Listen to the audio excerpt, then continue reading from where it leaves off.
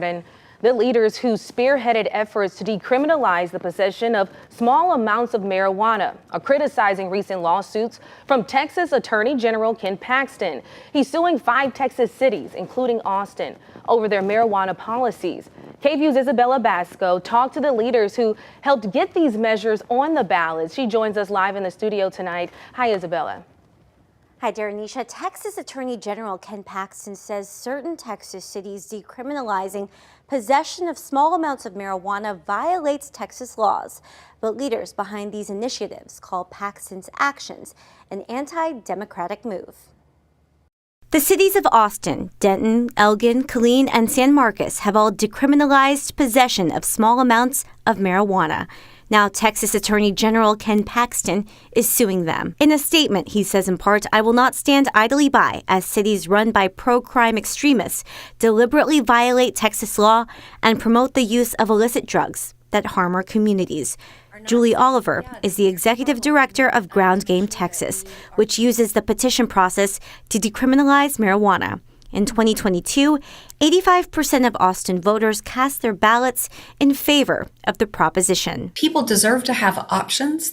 People deserve to be able to at least talk to their doctor about options.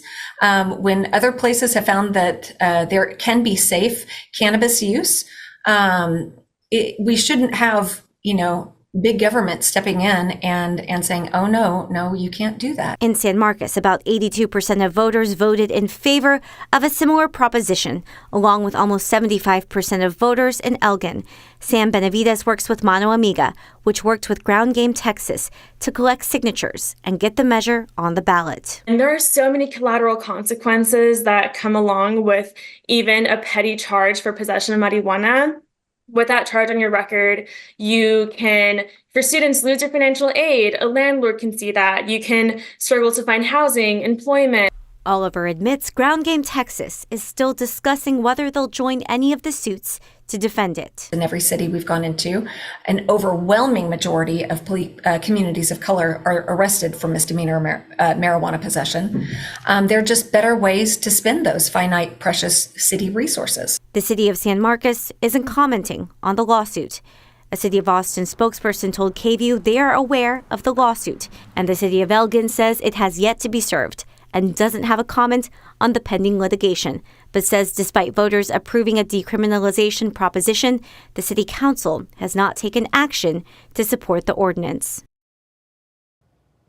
And Oliver tells us, despite this lawsuit, there are also efforts to decriminalize cannabis in Dallas, Lubbock, and Lockhart. Darenisha?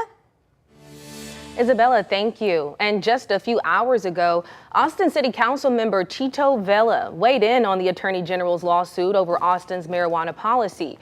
He posted on the social media site X, quote, "Not arresting people found with small amounts of marijuana has saved countless hours of law enforcement's time and lots of tax dollars. It's allowed police to focus on more serious offenses while they are short-staffed. Decriminalizing marijuana is pro-public safety," end quote.